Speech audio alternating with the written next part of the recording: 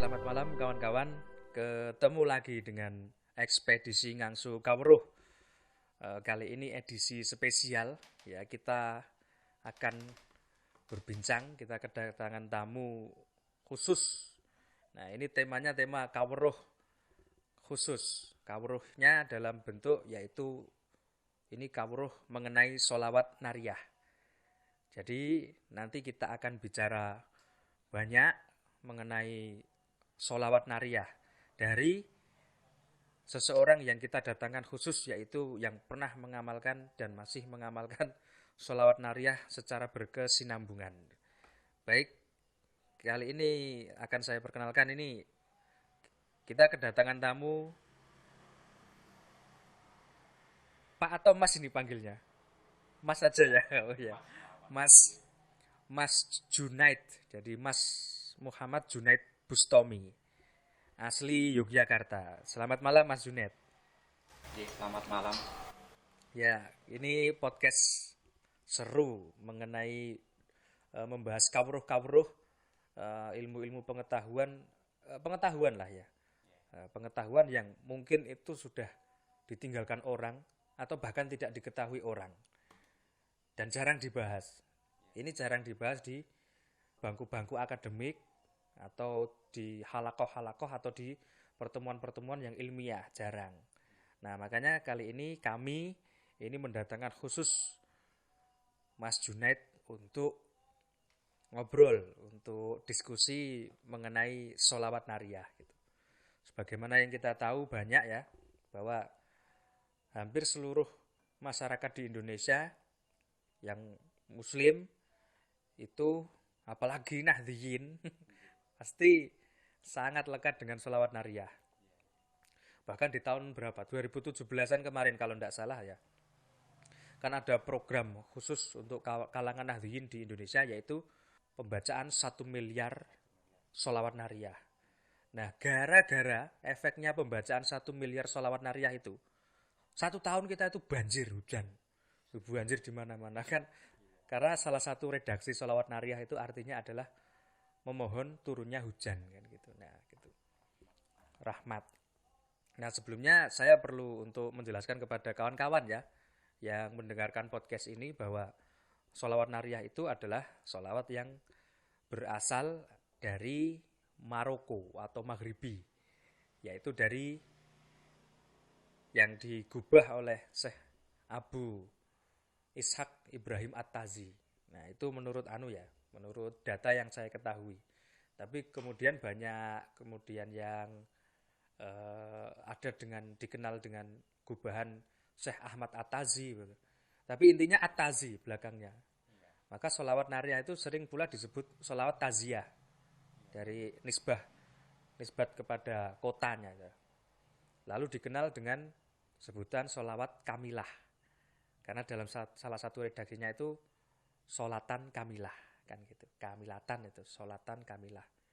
Lalu dikenal juga dengan sholawat tafrijiyah, karena dikenali sebagai sholawat wasilah doa untuk memohon keterlepasan atau keterselesaian dari masalah kan gitu. Nah, ini kali ini saya ingin mendengar, dan mungkin kawan-kawan banyak ini pasti nanti semoga tersebar ke seluruh alam raya ini podcast ini ya, mengenai sholawat nariyah. Jadi kami ini ingin tahu bagaimana baik pengalaman rohani maupun material atau pengalaman-pengalaman sosial dan input-input yang lain dari Mas Junaid ini ketika ijabah atau berhasil kabul dalam mengamalkan sholawat nariyah gitu. Saya ingin tahu latar belakang dulu ini gimana. Sambil saya minum kopi ya. Ngopi Li. Selamat malam apa? Selamat malam. Ini malam ini kebetulan. Mungkin kalau untuk pengalaman spiritual itu sebetulnya kalau dalam tradisi tasawuf itu sebetulnya ini ya sangat personal Personal ya. personal. Dan itu pun kalau di dalam dalam pakemnya tasawuf itu pengalaman spiritual semestinya tidak diungkap atau dibeber. Itu hanya boleh diungkap atau dibeber oleh seorang salik murid itu kepada pembimbing spiritualnya. Ya. Karena ada kekhawatiran ijabah atau makbulnya sesuatu hal itu kalau memang tidak kemudian diungkap. Justru malah kalau tidak diungkap atau dibeber tentang sebuah amalia, ngabar, khawatirnya ngabar. Iya. Tapi karena ini kebutuhannya adalah supaya sekedar untuk sharing-sharing saja ya, tidak jadi masalah. Sebetulnya belum lama saya mengamalkan sholawat nariyah ini. Sebelumnya itu kan yang sering saya amalkan bukan sholawat, tapi tahlil ya, auratan tahlil. Oh, tahlil ya. La ilaha illallah Ya, gitu. la ilaha illallah. Dari ijazah dari orang guru musik gitu. Kalau nariyah ini sendiri saya mendapatkan ijazah belum lama sebetulnya dari seorang guru di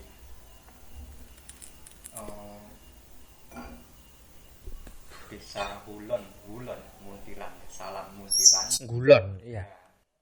Gulon itu masuknya Salam atau Muntilan? Salam ya. Oh iya, masih Salam itu ya. Ya. Dusunnya Ya itu masih Salam. Kecamatan Salam, Magelang. dari seorang guru di sana saya mendapatkan ijazah amaliyah atau sholawat nariyah. Sebetulnya biasanya sebuah amaliyah atau sholawat itu diijazahkan itu untuk satu hal kebutuhan pragmatis. Oh iya.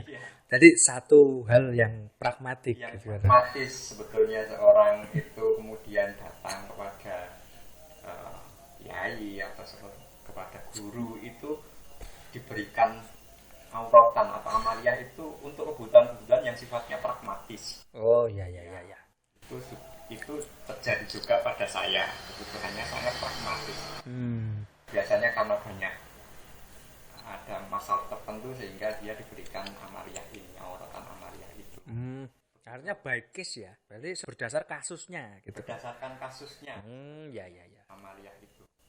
Kalau menurut riwayatnya itu kan dulu sholawat nariyah itu kemudian digubah atau diamalkan untuk memenuhi satu kebutuhan tertentu pada masa itu.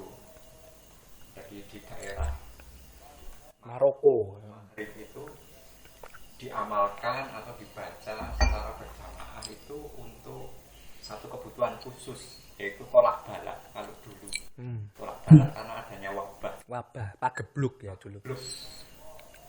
Nah, jadi kebutuhannya dulu itu untuk tolak balak, dan itu mampu untuk menghilangkan wabah.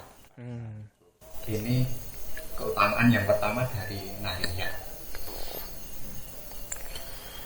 Tapi seiring perkembangan pengamalnya, sholawat ini kemudian difungsikan untuk berbagai macam hal. Ternyata bisa karena keutamaan sholawatnya ini, kemudian dia bisa untuk memenuhi segala macam hajat atau kebutuhan dari pengamalnya. Dia itu untuk kebutuhan kerezekian ya. Rezeki atau apa. Intinya multifungsi ya. Multifungsi sebetulnya kalau sholawat nariyah. Tapi yang paling utama itu satu tolak balak. Terus kemudian yang paling banyak itu untuk kebutuhan melancarkan kerezekian. Jadi pengamalnya nanti akan dibukakan pintu-pintu rezeki dari langit dan bumi. Ininya apanya keutamaannya. Saya belum lama sebetulnya mengamalkan ini sehingga diijazahi oleh guru saya di Salam untuk diamalkan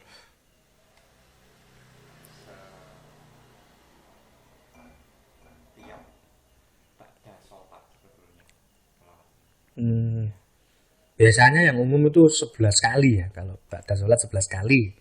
Iya, yang umum biasanya diketahui itu ba'da sholat dibaca 11 kali. 11 kali. Untuk wirid harian. Tapi ada yang khusus untuk ba'da sholat subuh itu dibaca 41 kali. Oh iya. Terus nanti yang sholat-sholat yang lain itu 11. Kalau boleh tahu tuh case-nya itu by case, itu kasusnya apa kok sampai diberi atau intinya berjodoh dengan Nariyah gitu loh. Oh iya, kasusnya itu kan 2020 itu kan pandemi. Wah iya pandemi. Kemudian mempengaruhi segala faktor dalam hidup manusia itu kan ada ekonomi, ada macam-macam, golek sandang pangan angel kayak gitu. Ya wabah, intinya wabah yang dulu diamalkan untuk kebutuhan tolak bala di majelisnya guru saya itu. Tapi kalau itu yang pertama. Yang kedua juga karena masa pandemi itu juga sulit untuk mencari maisah ya, untuk mencari penghasilan. Kemudian itu diijazahkan untuk kebutuhan melancarkan rezeki juga. Oh iya. Case-nya seperti itu supaya satu menolak wabah, yang kedua untuk melancarkan rezeki. Lah ini lalu ini kan kemudian saya kepo. Saya ingin juga tahu, pokoknya saya itu ingin tahu. Dasar saya bertanya itu pasti selalu ingin tahu, sehingga menimbulkan berbagai pertanyaan. Jadi saya ingin tahu, memang pada waktu 2020 itu adalah masa yang sangat sulit karena waktu itu pandemi memukul seluruh lini kehidupan ya. Dan yang paling terasa betul adalah lini ekonomi, karena dengan berbagai penerapan kebijakan yang pembatasan sosial kan gitu, sehingga menyebabkan arus atau roda ekonomi sangat macet, mandek. Nah ini salah satu redaksi Nariyah memang saya ketahui bahwa itu untuk pertama melepaskan diri dari kesusahan kan gitu. Jadi Allahumma sholli sholatan kamilatan wasalim salaman taman ala sayyidina Muhammadin alladzi tanhalu bil qad wa tanfariju bil qurab wa tuqdu bil hawaj wa tunalu bi royu. Semuanya kan seterusnya itu intinya adalah melepaskan diri dari kesusahan dan menunaikan, artinya dikabulkan hajatnya. Kemudian yang karena dapat menurunkan hujan kan gitu. Berarti kalau nanti hujan itu urusannya dengan rezeki kan gitu juga. Jadi pada intinya memang multifungsi untuk kerezekian. Nah setelah ini Mas, setelah mengamalkan itu apa yang kemudian terjadi dalam hidup Mas Junaid itu? Ya, setiap amaliyah itu biasanya sholawat khususnya ya, itu hilangnya kesusahan. Yang pertama ya, hilangnya kesusahan, artinya kekalutan. Itu mungkin efek pertama yang dirasakan oleh para pengamal sholawat. Biasanya akan hatinya atau kalbunya itu dipenuhi dengan rasa kegembiraan atau hilangnya kesusahan. Itu efek awal. Oh ya. Dengan rutin membaca sholawat itu hilang kesusahan kita, hilang kegelisahan kita. Ya. Nah, itu yang pertama. Yang kedua, dengan hilangnya kegalauan atau kesusahan itu biasanya orang bisa berpikir jernih. kemudian bisa Ya. berpikir jernih untuk mensikapi keadaan. Biasanya kan kayak gitu. Ya, ya. Iya. Kalau orang berpikir jernih dan bisa mensikapi keadaan, biasanya dia akan melangkah dengan benar kan begitu. Ya. Apapun apapun tantangannya, apapun ininya yang dihadapi, masalah yang dihadapi, biasanya seperti itu. Dan itu akan sangat berefek uh, untuk kehidupannya secara pribadi biasanya seperti itu. Ya, entah itu nanti kemudian uh, yang jelas akan dibimbing langkah-langkahnya, akan benar mengambil langkah. Ya. Biasanya seperti itu. Bayangkan dulu 2020 itu berapa banyak orang yang di PHK, berapa banyak orang yang kemudian kesulitan mencari ekonomi. Itu kalau Stres itu, Mas. kalau stressing sosial itu tidak di imbangi dengan kekuatan Batiniah gitu. atau spiritual, Kayak apa itu? Evolusi. Iya, iya, iya. Bisa evolusi. Artinya orang akan kemudian kalut, karena kalut pikirannya, dia akan menggunakan berbagai macam cara. Itu sebetulnya dalam keadaan seperti itu sangat berbahaya. Ya, disinilah fungsinya kekuatan batin, kekuatan Spiritual gitu ya. Spiritual power itu. di situ kemudian mengambil fungsi atau peranannya. Lalu secara perkembangan kemudian di wilayah rezeki atau ekonomi itu gimana? Kalau di masalah rezeki, alhamdulillah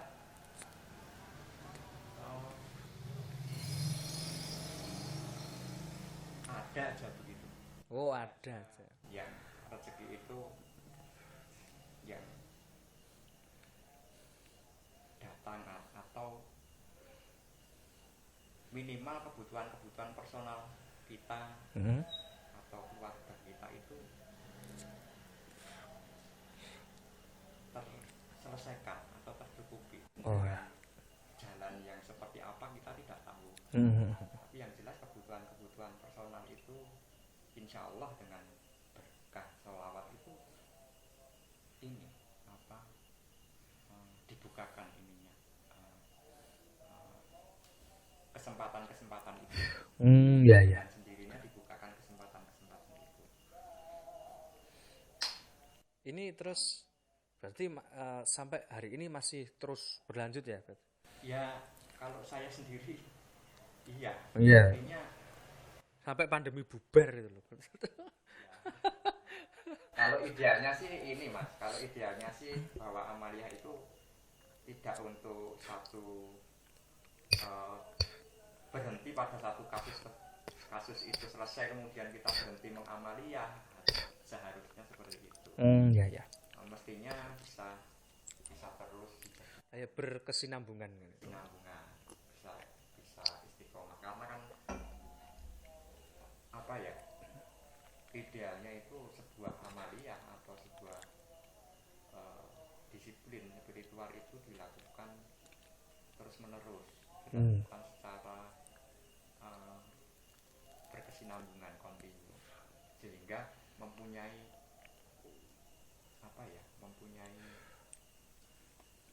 efek yang benar-benar pada saatnya nanti bisa terbukti.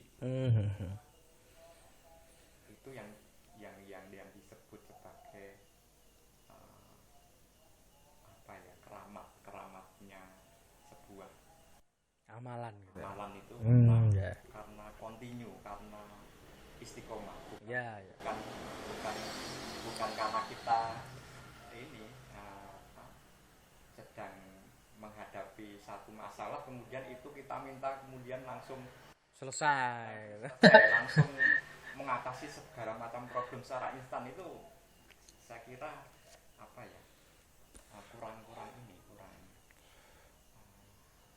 kurang pas kalau menurut saya. Iya, itu nanti bisa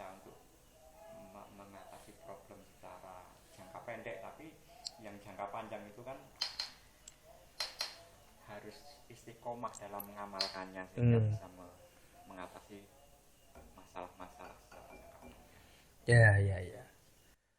Ini ada satu pendapat unik ya saya. Ya saya sebut unik lah. Kalau saya yang nyebut pasti unik. Jadi ketika keadaan sosial juga keadaan secara religius, keadaan religiusitas yang ada di Indonesia itu Islamnya ini adalah Islam yang boleh dikatakan ada dua ormas besar yang menggawangi keberlangsungan Islam yang ada di Indonesia dengan coraknya masing-masing. Pertama Muhammadiyah, yang kedua kemudian Nahdlatul Ulama. Nah, ini Nariyah ini adalah suatu ikon gitu. Kalau bagi kaum Nahdlatul Ulama, kita sebut Nahdiyin ya mereka, memang ikon. Nariyah itu ikonik. Karena hampir di setiap TPA atau TPQ, tempat pendidikan Al-Quran gitu, ini selalu diajarkan kepada anak-anak di usia dini ngaji gitu. Jadi Nariyah itu diajarkan di sana. Saya ini punya pengalaman bahwa masa kecil saya itu di tempat ngaji ya diajari pertama sholawat Nariyah dan itu selalu bergandengan dengan sholawat munjiah gitu. Atau kalau orang sini, orang Magelang atau orang Jogja lazim menyebut dengan sholawat tunjina gitu. Tunjina. Nah, maka Nariyah ini begitu lekat dengan anak-anak seumuran saya ini sekarang. Ya di usia 30-an lebih gitu ya. Jadi di tempat saya sangat akrab. Hampir bisa dipastikan semua hafal. Nah, tapi kemudian secara pendidikan batin, artinya pendidikan secara kecerdasan spiritual, itu kemudian bahwa Nariyah ini akan dibabarkan, termasuk bagaimana tata cara, sistematika, metodologi untuk istilahnya sebagai suatu senjata untuk mengatasi masalah gitu secara batiniah atau spiritual gitu. Nah, maka banyak yang kemudian orang itu ikonik. Nariyah itu pasti ikonik untuk satu bagi orang-orang yang kesusahan atau kena masalah. Yang kedua, bagi orang yang ingin hajatnya kabul. Yang paling terkenal, masyhur itu adalah kalau ingin hajat kabul apapun, itu Nariyah, sholawat Nariyah dibaca sebanyak 4.444 kali.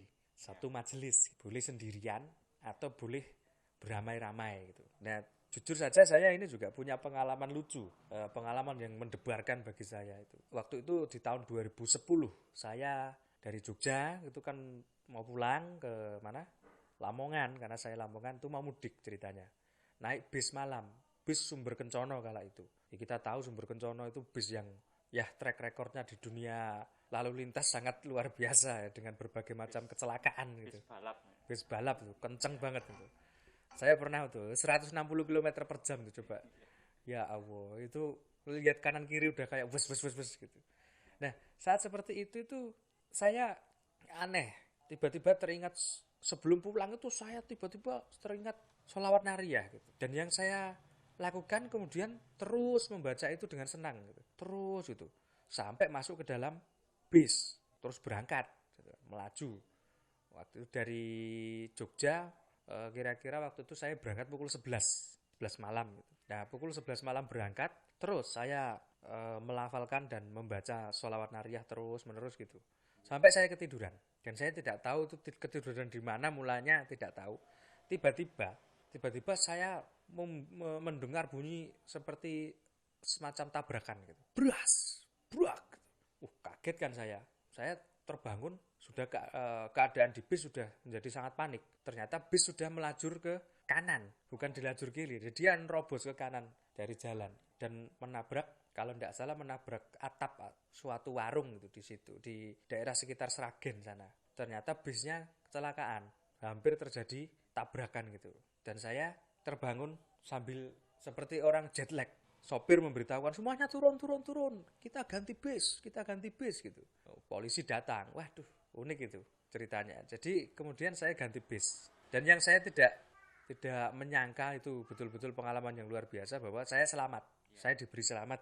Dan secara firasat waktu itu saya pokoknya terus ingin mendawam sholawat Nariyah waktu itu. Dan ternyata apa yang akan terjadi kemudian adalah ada tabrakan. Bagi saya, itu secara nalar saya pribadi.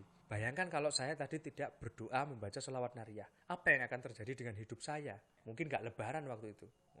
Kenceng banget tahu sendiri kalau malam bis Sumber Kencono itu jalannya kayak setan. Nah, itu suatu pengalaman yang saya punya pengalaman berbagai hal terkait sholawat nariyah itu yang saya pikir itu menyebabkan turunnya rahmat dan keselamatan bagi saya. Walaupun saya mungkin tidak mengalami seperti yang Mas Junet soal misal gelombang kesusahan secara ekonomi dan lain-lain. Kalau saya secara pribadi pengalamannya di sekitar hal-hal yang sifatnya lebih kepada bentuk-bentuk keselamatan gitu. Kalau jenengan sendiri ada nggak pengalaman mungkin wirid atau zikir atau ada dalam suatu majelis yang memang khusus membaca sholawat nariyah gitu? Kan banyak ya. Biasanya kan ada majelis-majelis mujahadah khusus yang itu sholawat nariyah saja gitu. Iya. Ya ini di majelis guru saya di Salam itu dulu kebutuhannya untuk memang pada waktu gawat-gawatnya ya COVID itu. Gawat-gawatnya COVID, kemudian supaya kita tidak atau kita selamat dari COVID itu, terus kemudian majelis itu mengadakan khusus mujahadah khusus sholawat nariyah. Itu di Magelang tadi? Iya. Oh ya. Itu seminggu sekali itu diadakan mujahadahan sholawat nariyah.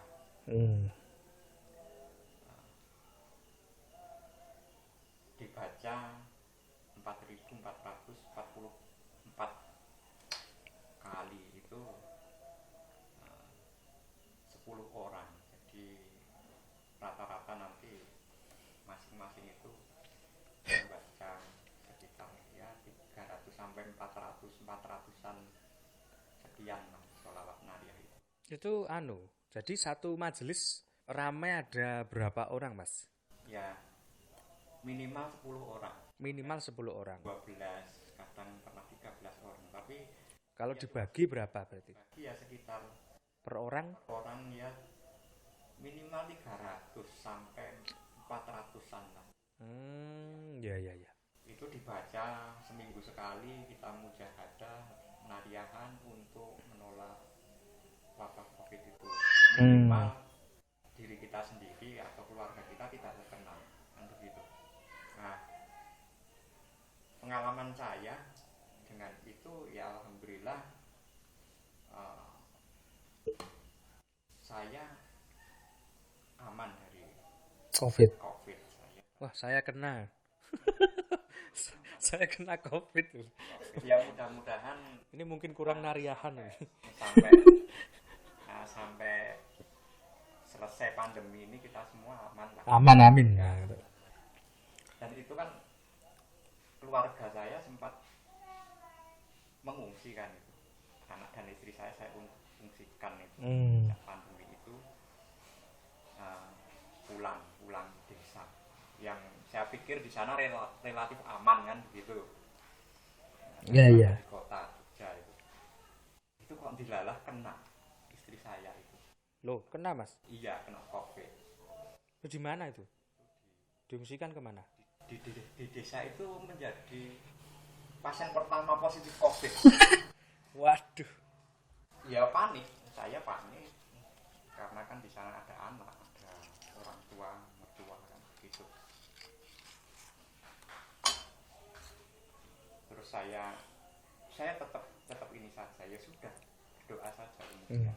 Berdoa saja, saya berdoa dengan wasilah atau perantaraan sholawat nariyah itu, ya saya minta segera dilepaskan dari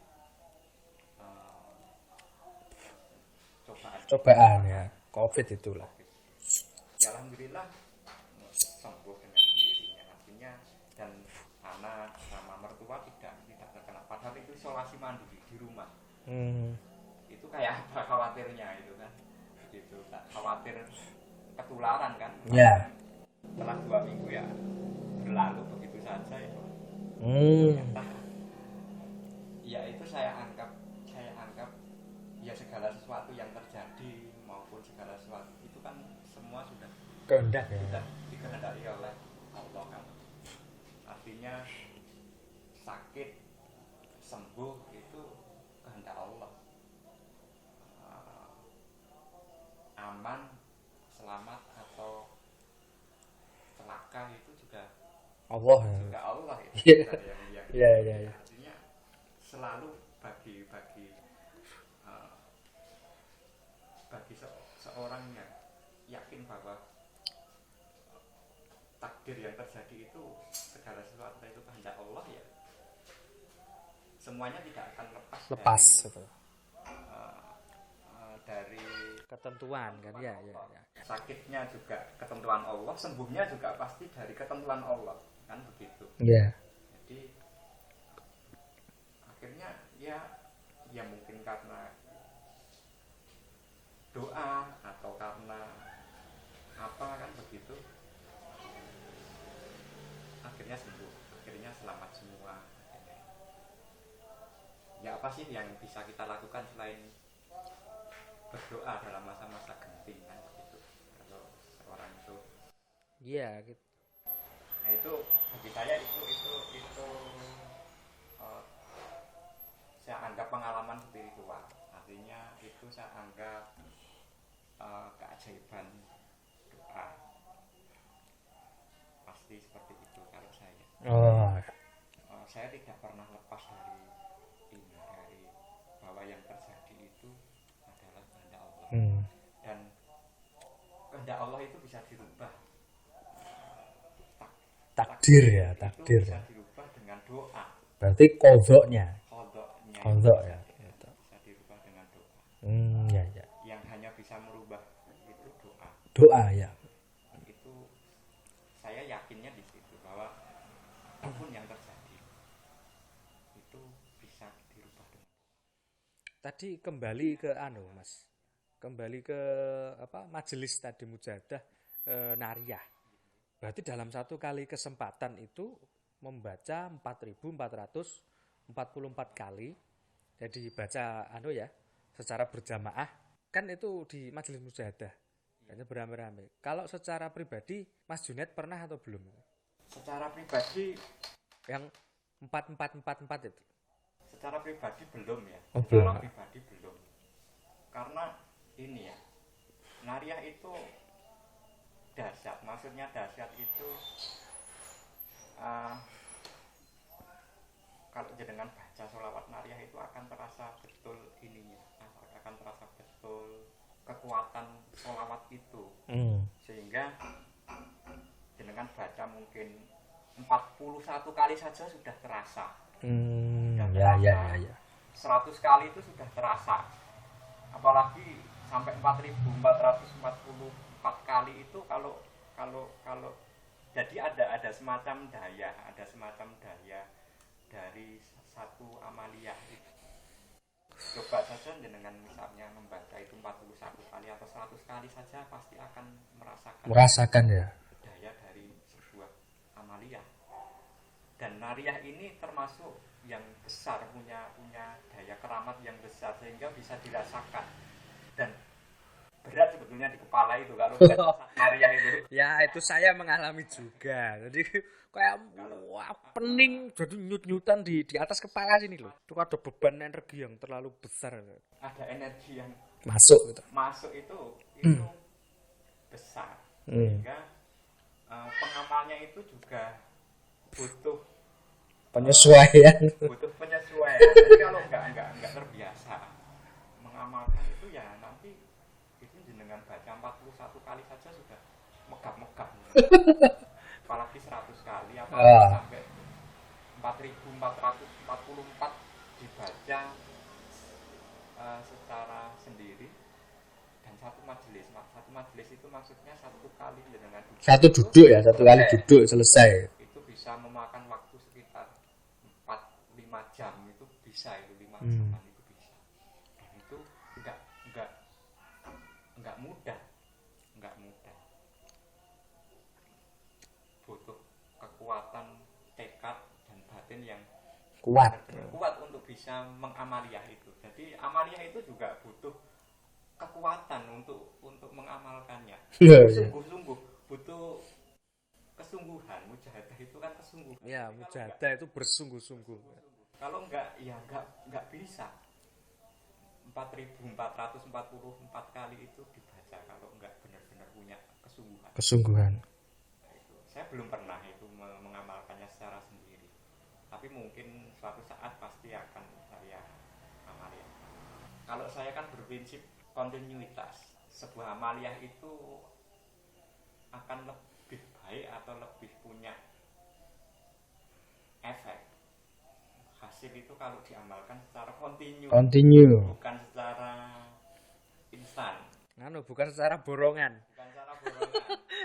Kalau sekarang kan memang trennya banyak orang itu pengennya langsung jadi kan itu. Jadi ya bisa.